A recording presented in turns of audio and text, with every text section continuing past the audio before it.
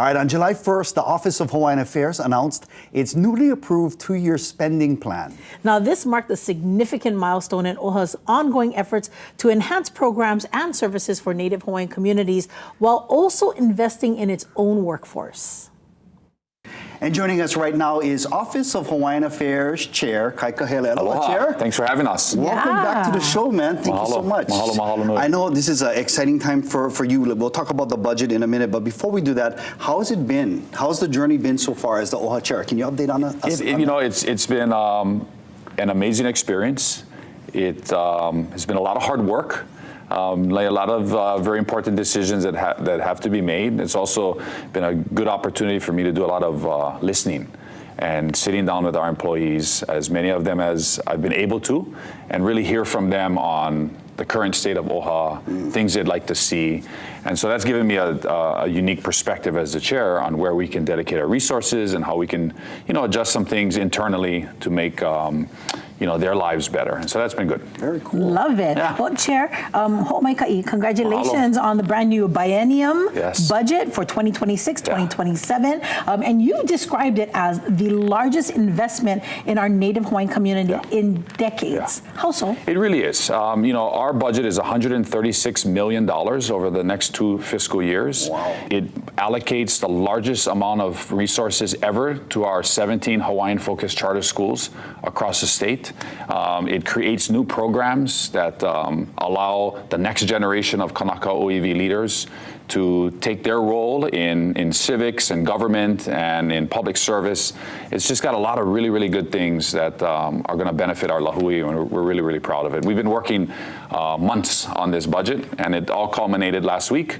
It took us 9 hours to get to a final agreement. Wow. But we did, and now the hard work begins because now it's time to execute. I wanted to ask, in the news a lot lately, there's been talks about the federal cuts. Yeah. Those looming cuts. And I know a lot of people are nervous, especially our Native Hawaiian organizations. So this addresses their concerns? In some ways it does. And when I went up to Washington, D.C. with Kuhio Lewis, with the Council for Native Hawaiian Advancement, we met with Hawaii's congressional delegation and some of the appropriators on what might be federal funding cuts as it relates to Native Hawaiian programs.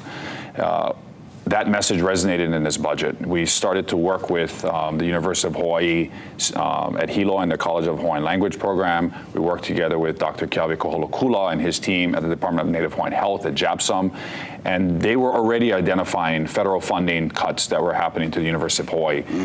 This budget added resources to both of their programs, and so they're very, very grateful for that. And so that was one of the ways that we could invest in higher education, especially as it relates to Olelo Hawaii and our languages, as well as medicine and rural Native Hawaiian health, and more doctors and more aspiring students that want to take the MCAT so that they can get into medical school.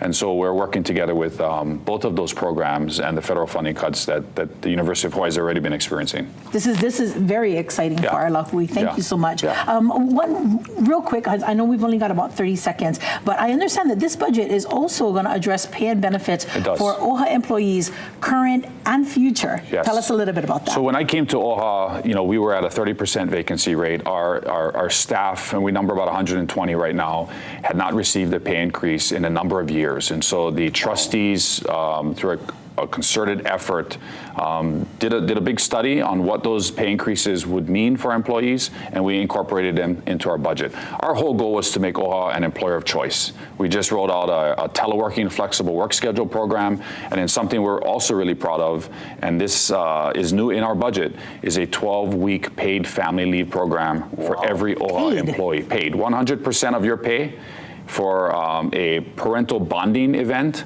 or a care of a ill family member. Our OHA employees will be able to take 12 weeks of paid leave to take care of their ohana. And that is something that does not exist anywhere in Hawaii state government, and that's something we're very proud of at the Office of Hawaiian Affairs. So if you want to work for OHA, go visit OHA.org, because we have created an environment at OHA that has competitive salary rates, paid family leave, telework program, salary hiring bonuses for certain positions.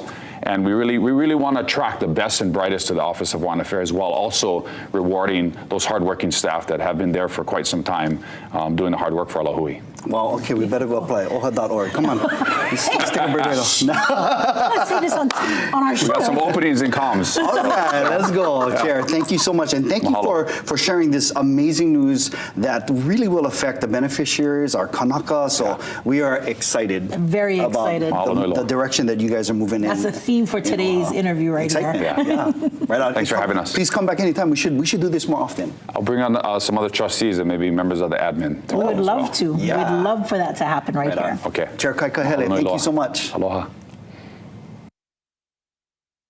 I never know our general manager is in the studio. He heard me ask, waiting for a job application over there. All right, so what's the scoop?